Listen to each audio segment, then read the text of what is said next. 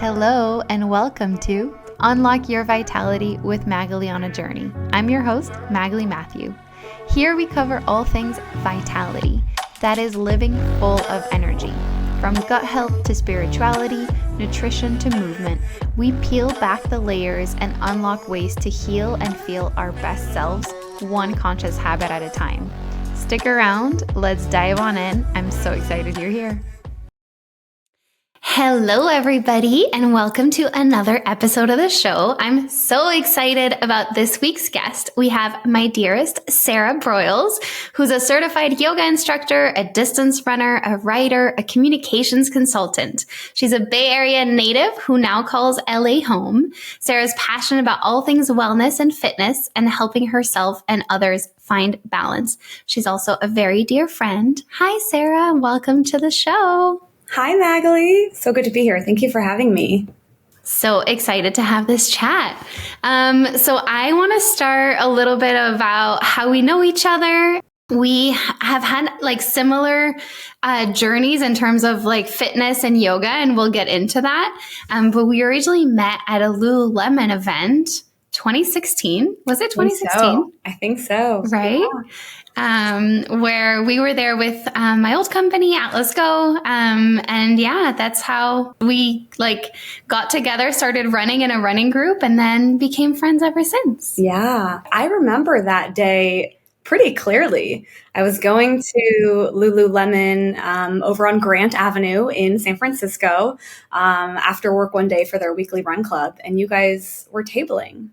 And you said, hey, join my platform. Every mile you run, there's some money that gets unlocked and donated to charity. I was like, that's wonderful. Let's do it. That's a very easy thing to do and such a great cause. So I immediately loved what you guys were doing and obviously loved you and thought you were so sweet. So yeah, I'm so glad that Lulu and Atlas Go brought us together. Yes, me too. So grateful for that. So for those of you who don't know you, the listeners out there, tell us a little bit about your background, who you are, and what has brought you to being, what you're up to today. Yeah, absolutely. So as you mentioned, I'm a runner, a yoga instructor, and I do PR and communications consulting for technology companies. I've been running since 2015. And have been doing yoga for about that long as well, and really just have fallen in love with both practices. I think you might be able to relate to this, Mags. They're both, I find yoga and running so meditative and healing, but also so great for the mind as well, and helping to calm the mind and really get into the body. And so both practices I've been incorporating for several years now to help myself really feel at home in my body and at peace in the mind, and also help to balance, a traditional 9-to-5 work life, because I think that balance is so important. Mm-hmm. Yeah, for sure.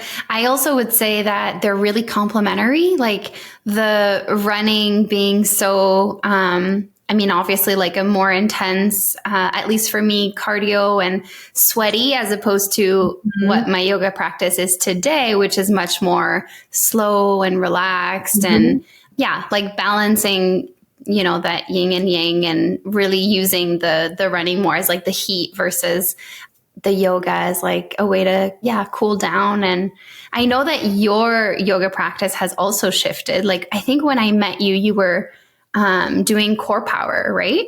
Yeah, good memory. Yeah, I was, I was a member of Core Power in San Francisco for 4 or 5 years. And you're totally right. My practice, let me take a step back, because I actually started doing yoga as a complement to running at first, really as a way to help kind of, stretch a little bit and feel more open, because running, kind of naturally makes you super tight.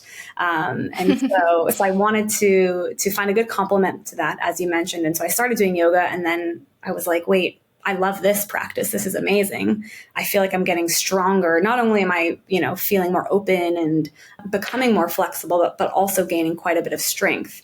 I was really loving those spicy power vinyasa flows that Core Power offered, and still do. But my practice has shifted quite a bit. And really that started with my 200 hour teacher training back in 2021. And I can go into that a little bit if that sounds good. Yeah. Yeah, for sure. So I got certified in 2021 in, normal foundational 200 hour through a lovely boutique studio in Austin called Suka. What was really wonderful about that training was it was very spiritual training. And so we learned the Sanskrit words and we chanted, and my teachers were very skilled harmonium musicians. And so they incorporated a lot of that into the training. And my eyes were totally opened to this very spiritual side of yoga, which I absolutely fell in love with. And this was, about a year into the pandemic. And I was kind of already on this journey of, wanting to deepen my yoga practice, but also wanting to ensure that I was doing things for my body that felt the most comfortable and authentic to what my body was really asking for.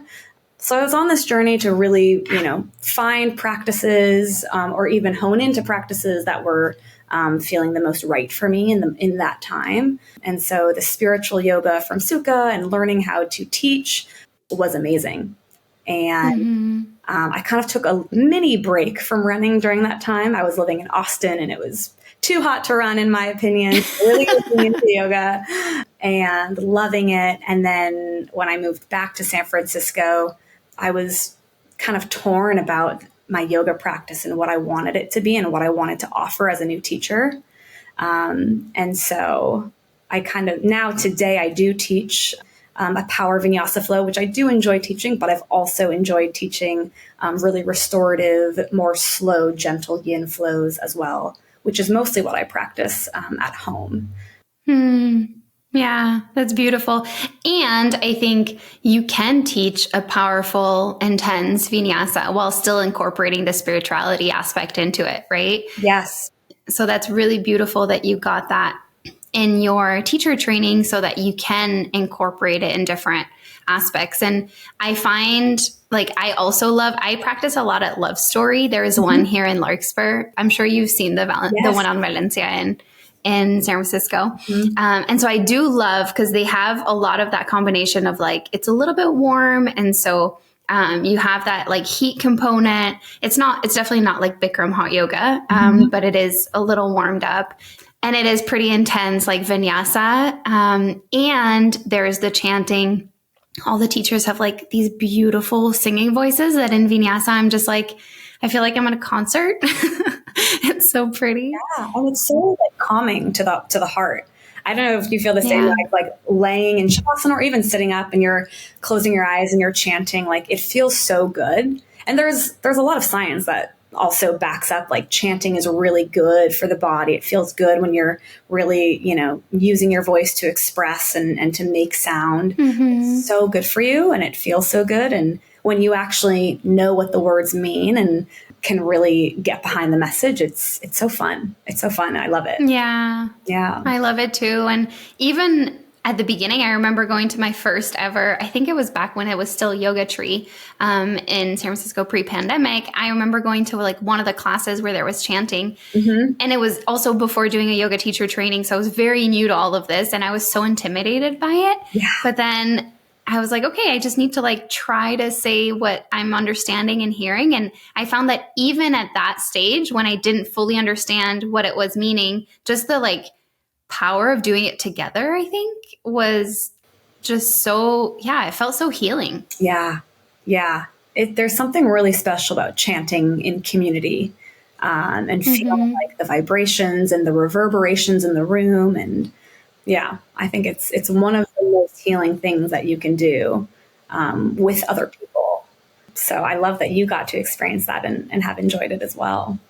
Yeah, there is an aspect that I want to touch on, and that's actually, I think, prominent both in running and yoga, and it's the community aspect.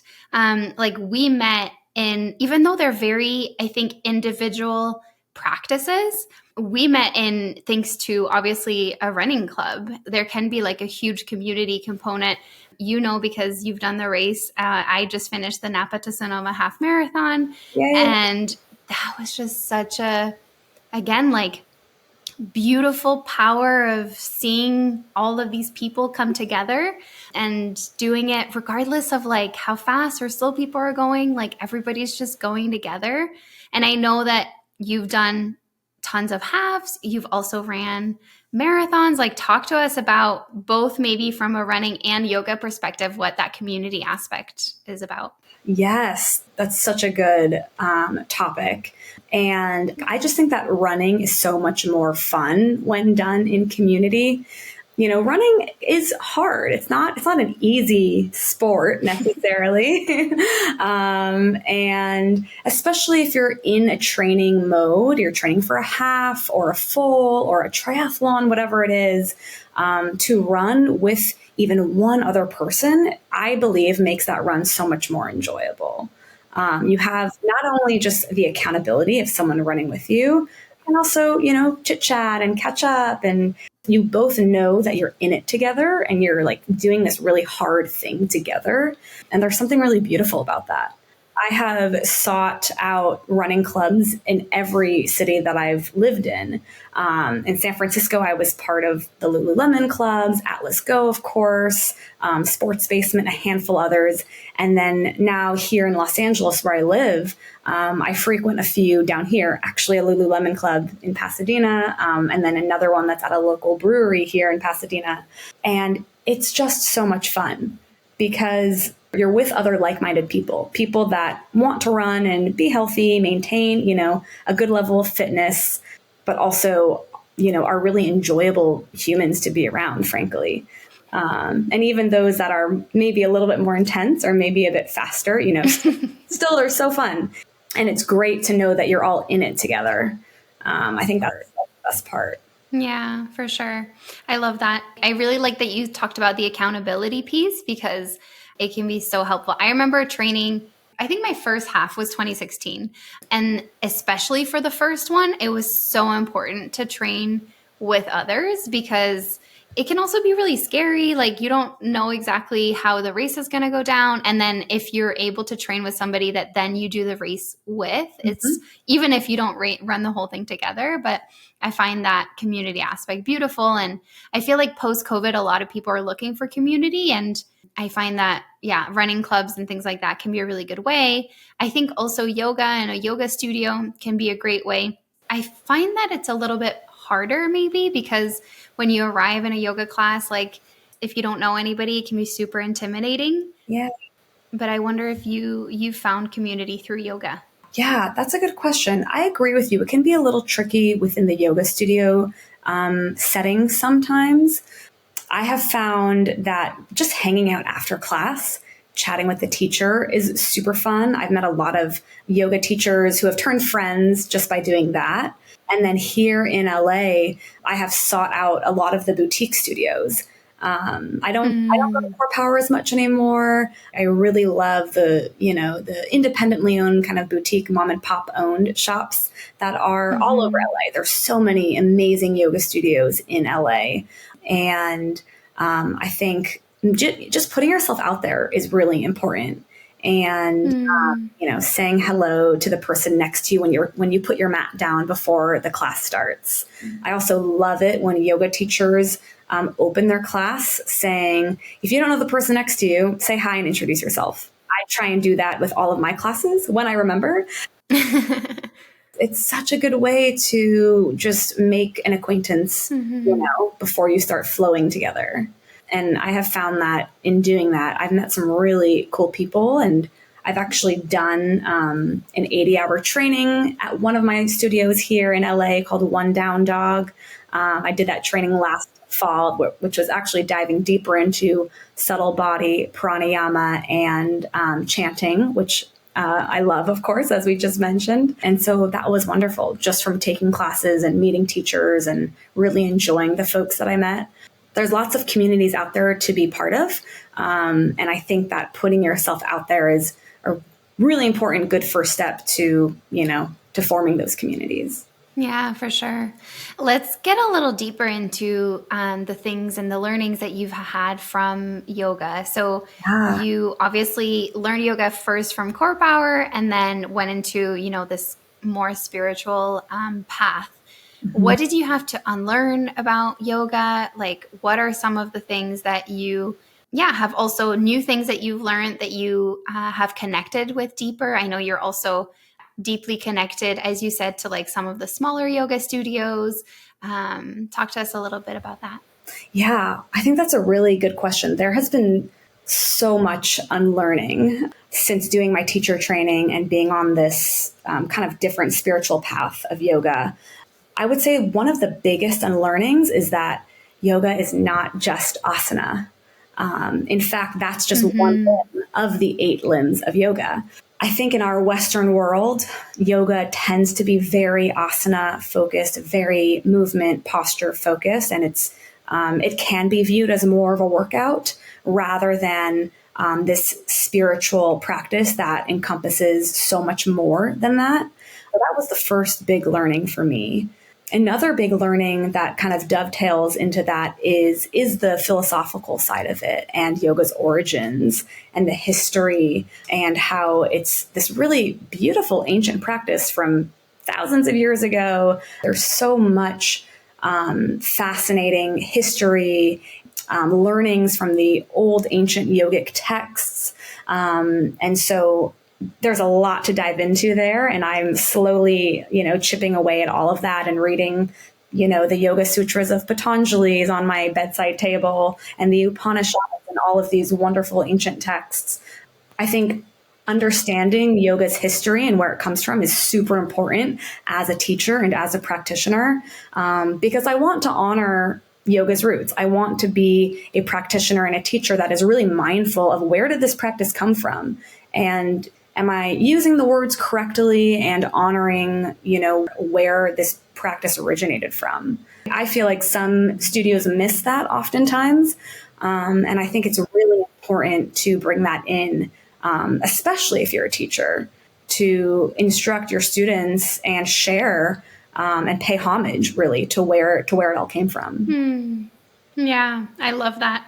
I love just paying your respects to what the practice is. And I think reminding people, even if it's just a small thing as like at the end of a class, like reminding them, you can take this off the mat. Like these are the ways, these are the little reminders that it's not just about the poses. It's not just about this moment right here, but how else can you incorporate it in your life? I think it's so simple to include that at the end of a class. Yes.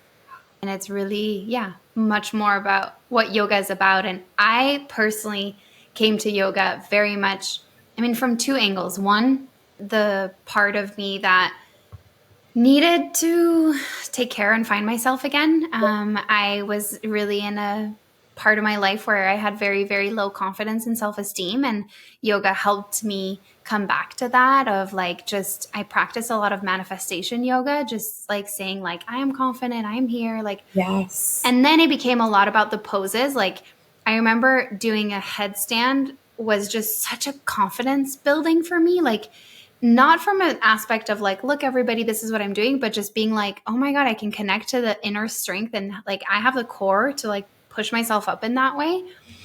And then came the part of like, okay, cool, these poses are awesome. But I feel like my yoga teacher training really taught me to go deeper into like, what does it mean? What is it outside of this mat? And I think a lot of people go to a teacher training to deepen their practice, not necessarily to teach as well. Mm-hmm.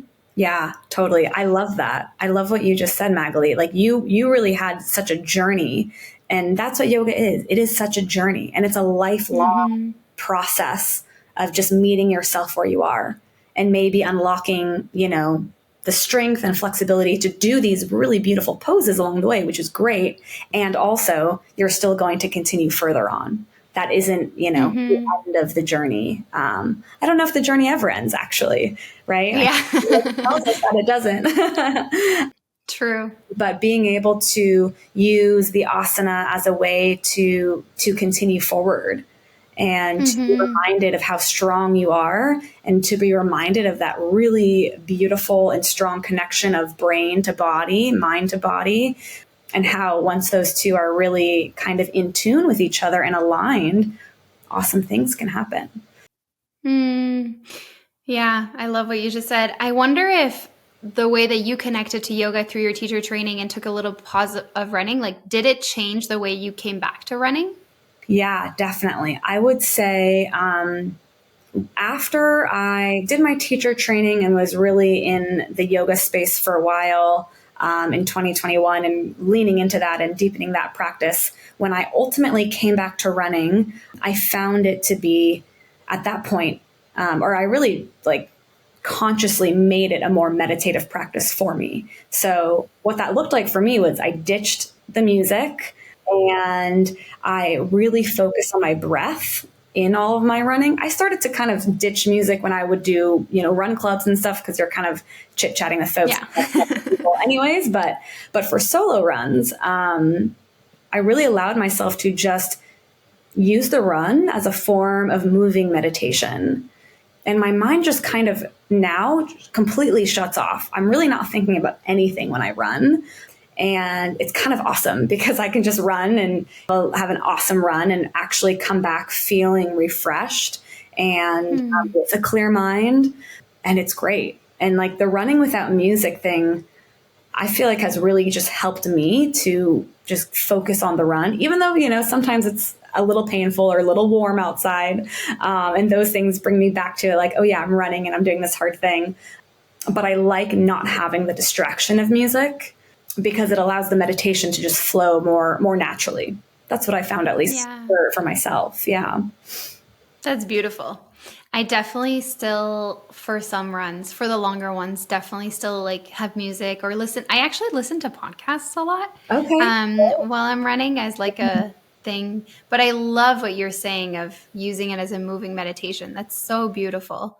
And yeah, how kind of yoga helped you get there. The other thing I found is during this half, it was such a way of I could be much more present with, Mhm. as opposed to in the past being like, oh my God, I still have 10 miles to go. I still have 7 miles to go. Yeah. Like instead just being like, I can do right here. Yeah. I feel like the mantras that we learned throughout the yoga practice of being present for me has translated into, oh, actually, like I can just take one more step and go just a little bit further and just do what I'm doing right now, as opposed to kind of freaking out and preoccupying about what's coming. Yes. Yeah. I think that's so true for me as well.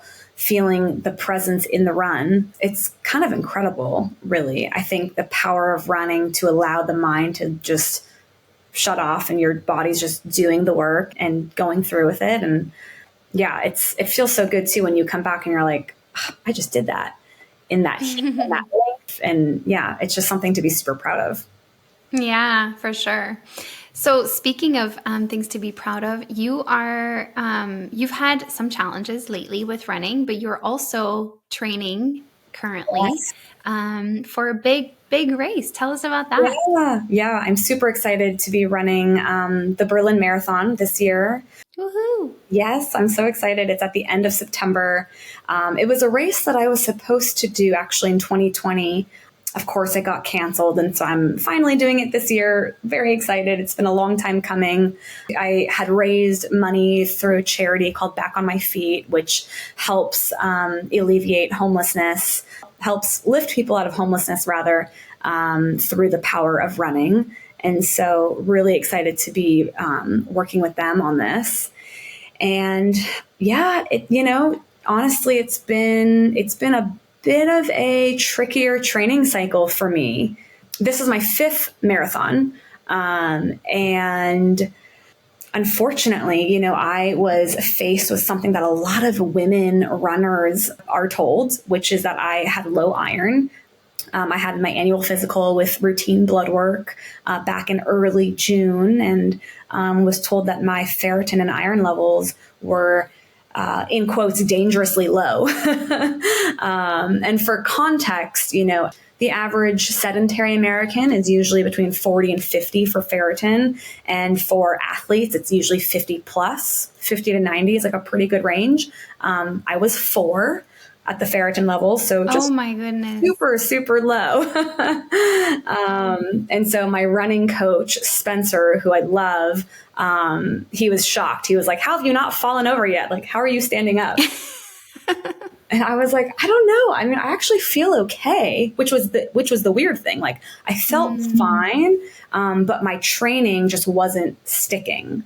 Like I was doing track workouts and working out in the gym and doing strength and doing all of the things that one would do leading up to a marathon, but didn't find that I was getting faster or getting stronger. And this was leading up to my last marathon, which was the Los Angeles Marathon in March. So I think I had this low iron or this iron deficiency since the beginning of the year, but I didn't know until just a couple of weeks ago when I had my blood work done. So I got on a plan to take iron supplements and increase my iron intake through nutrition. So eating a lot of red meat, oysters, beans, goji berries as well, surprisingly, very high in iron, as well as raisins. So just trying to be really smart about my nutrition, and had a 2-week follow-up blood work, and that came up quite a bit, which was really great. And then just had another blood work test this week, and now I'm back in the normal range. So I'm super excited about that, but it did put me back a little bit, just a couple weeks. I halted my running for about 2 weeks during that period. But it's a really common thing. So I'm telling all of my running friends, don't forget to get your blood work done. It's super important, especially for women. We go through menstruation and other things that cause our iron levels to often be lower than that of our male counterparts. So yeah, I strongly encourage women, especially who are runners or who are athletes, get your iron checked fairly regularly, because it's super important for our health and for our performance as athletes. I'm so happy that you were able to, get that checked in that moment, because especially like it sounds like you just had it planned and you didn't think that anything was going to go out of it. So I'm so glad that you were able to find it, and then that you're kind of back on track. And I'm sure your body is like, was able to rest and feel good from it, and that you're going to come back even stronger. Yes, thank you. So exciting. We'll be thinking about you and cheering you on in September. Yay.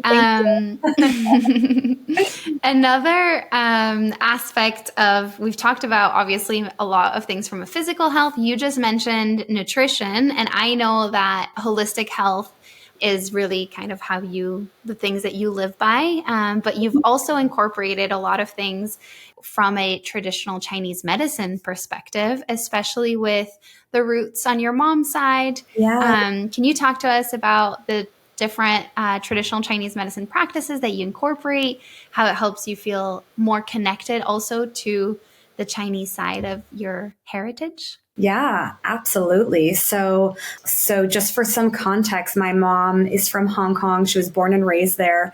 And my dad is Italian and German and Irish and a lot of other European things. So I'm half Chinese. And over the last, I would say, 4 to 5 years or so, I've been incorporating 2 modalities of TCM, which is cupping and acupuncture. And I love both modalities so much for the healing process overall, just in a general healing sense, but also for recovery from, intense workouts, whether that be track workouts or yoga workouts. Both from a running and yoga perspective, incorporating both of those have been amazing. So cupping, for those who might not know, you're basically taking these glass or sometimes plastic suction cups, not you, your practitioner, and moving them around the body to help blood flow move around and really to bring more oxygen into the blood. And so you can do it, on your back, on your legs, on your low back, all over the body, really. And I've primarily had cupping done on my low back and my upper back, around my shoulders, as well as my legs. As a runner, we're always, using our legs, of course, but also using the upper body and the arms to really propel the body forward. And on top of that, I sit at a desk all day and have, a 9-to-5 job. So sometimes the hunching can make the body feel a little sticky. So cupping has been wonderful to just kind of alleviate some tension and feels really good. And then with acupuncture, acupuncture is something that I have come back to and left for periods of time, but it's also just such a wonderful practice to allow energy to flow through the body. And so I think with those two together, I feel like my body has been feeling like it's in one of the best phases of its existence, this lovely vessel that I'm in. And then one other thing that I've incorporated that I also really love is just body massage and deep tissue massage. I am super fortunate to be able to see a practitioner here in LA who I just absolutely love. Her name is Walaya. She has a business called Gratitude Healing, and she's fantastic. I've been seeing her about once a month for, I guess it's been about a year now. And she specializes in deep therapeutic body massage, as well as energy healing. And so as I've been training for various races and doing a lot of yoga and teaching yoga, she has been my go-to for all of my bodywork needs. And I just think it's so important. It's important if you are able to, give yourself the gift of a massage once a month or every couple of months if you can, because when you're putting yourself through a lot of that work, all of your athletic endeavors to allow the body to just be flushed out, and have the energy of a real, human, not a Theragun, not a massage gun, but a real person, it helps with the healing and the recovery process. And it will also keep you injury free. So there's quite a few benefits. And of course, it just feels amazing. For sure. I love that you mentioned that. I went to see my healer, Cindy, who she's a Reiki practitioner. You know her because you saw her, you met her at our she wedding. was on the podcast. Love that episode. Yes. Yeah. And so she also does shiatsu massage. And so I booked a session with her yesterday since it was the day after my half. And it was just glorious. Like the best thing I ever did. It's so good. It's so great. I'm so glad that you did that. Yeah. I'd love to talk a little bit about you mentioned the 9 to 5, how you obviously talked about the different things that you do for yourself in terms of running and yoga, but is there anything else? Like how do you kind of manage, first of all, having a 9 to 5 and then teaching yoga and doing the other things on the side, but also just taking care of you? So I'll first start off by saying I'm super lucky and grateful to be able to work for myself at this moment in time. I'm a consultant, so I work 9 to 5 hours mostly, since my clients are all they're companies and they're mostly working 9 to 5. So I try and keep my work to that time as well. But I can really work whenever I want, which is super nice. Sometimes if I'm in a very productive mood, after dinner, I'll open my laptop and do a writing project or something. But being able to set my own schedule has been wonderful because I can choose when to work throughout the day and when to train. So I'm able to kind of schedule my runs accordingly or go to yoga accordingly based on when I feel like it and when I have the availability and the time. So I'm really grateful for that. When I was in a traditional 9 to 5, which I was for the last, 3 years at a company, it was a little bit more difficult, because you're you're bound to your computer during certain hours of the day, or at least that's the expectation. And so I've always kind of been an after workout person. I love my morning, but I love to sleep. And so I'm not really a morning workout person. So when I was going into my office, I would do, my run clubs after work or do an after work yoga class, and kind of kept my time to myself for really after work hours and on weekends. And that was great. I definitely had to say no to some things after work because I really wanted to get in that me time for myself. But now that I am now as a consultant able to build my own schedule, it's been really wonderful to actually do a run at 10 a.m. if I want to, and then start my work day and work until 7 or 8.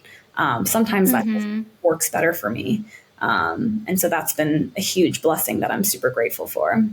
Yeah, I love that. I heard this concept at an event I went to a few weeks ago, and this woman talked about, rather than time management, energy management, and Yeah. how there's just some moments, right, where you're like, I have so much energy, and it might be like after dinner, actually, I want to work for 4 hours, and that's what energetically I have. And then one morning you might be like, no, I need the morning off. And I Mhm. feel like, I hope eventually work will allow us, even, the bigger structures, because as you said, you're super grateful to be flexible. I'm the same right Mhm. now. And I hope that it translates more into the rest of the working world, because I think we would be so much more productive that way. Yes. Yes, I agree. I love that.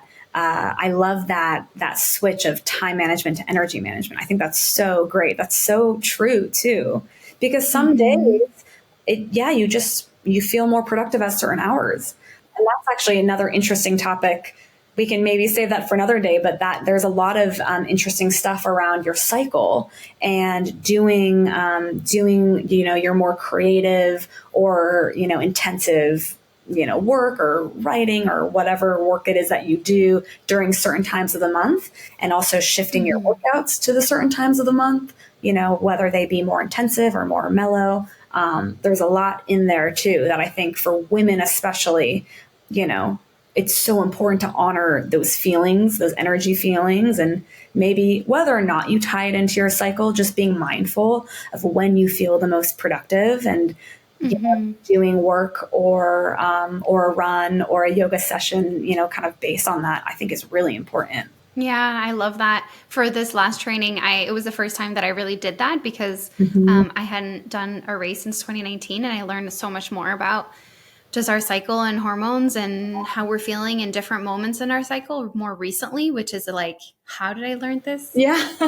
From like the age of 28 to 31 now, like, but I agree with you that it's changed a lot. Like before it'd be like, regardless of what day of the month it is, I have to get this run in. And then this time it was like, well, actually, this isn't going to be a good run. Like this is not what I need. I need to switch it up. Yeah. And listening to your body when it's asking you to switch it up, or even when it's asking you to rest, even if you have, a dedicated workout or a scheduled workout rather, or scheduled run, if you're like, truly my body and my heart are saying, let me just rest today, you will perform much better because of that. Your body will be better because of that.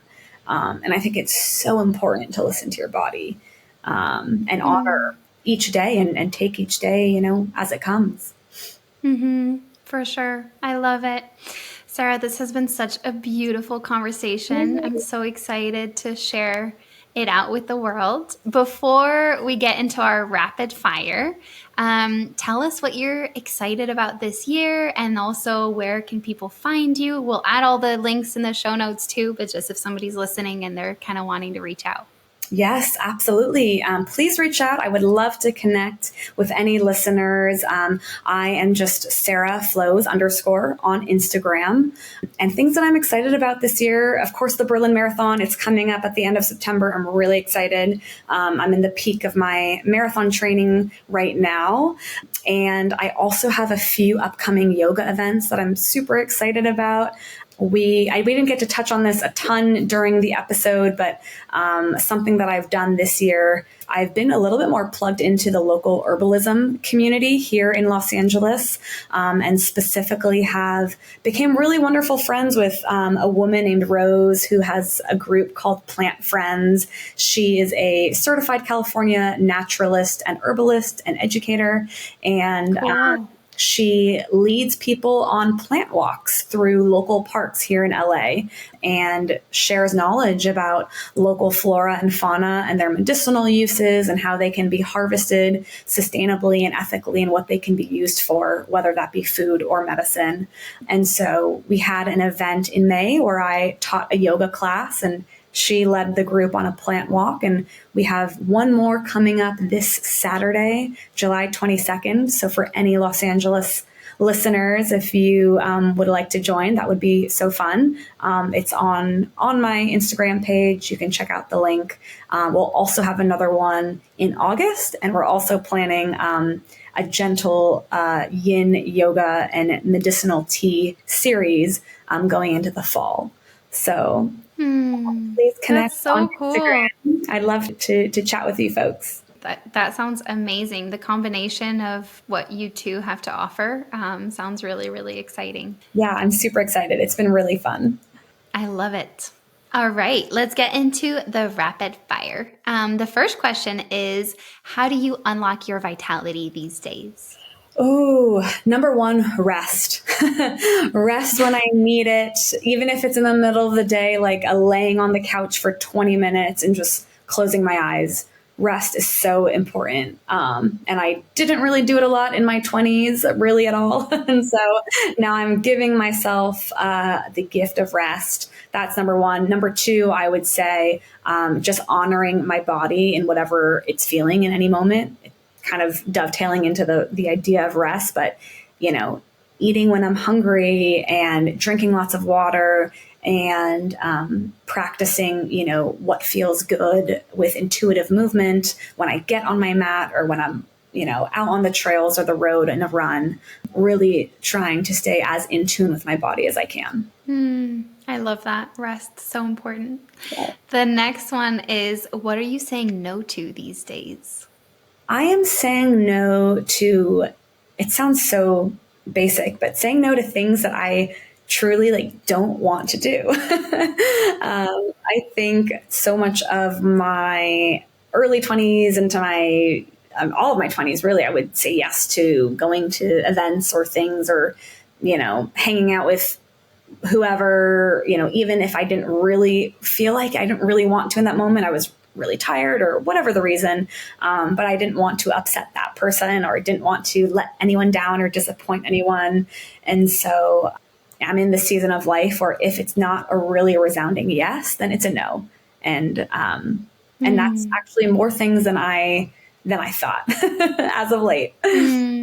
Yeah. Yeah, I love that. And I mean, you said base. I think it's like foundational. And I think so many of us, especially women, don't do that. That's why I put this question in there, just because I think it's such a little ping every week to help people remember, hey, is there something you need to say no to? So yeah. I love that. Yeah. The next one, you already mentioned one of the books, but what is on your nightstand?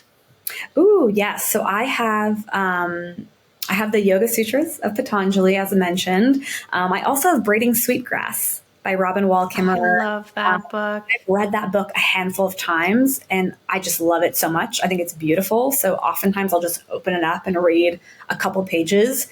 Her writing is amazing, and the topic is amazing. So that is on my nightstand. And then I also have a novel. It's called Castaway Mountain. It's a love story that takes place in India. So I'm in the middle of it. It's very good. Fun. I love Braiding Sweetgrass. It's such a beautiful book. I love that you mentioned that. So, so beautiful. So the next one is, if you could go back in time and give your younger self one piece of advice, what would it be? I think it would be trust yourself first. It can be very easy to be faced with a decision or be contemplating something and maybe asking others for opinion or asking your parents or your partner and getting a lot of, feedback or opinions.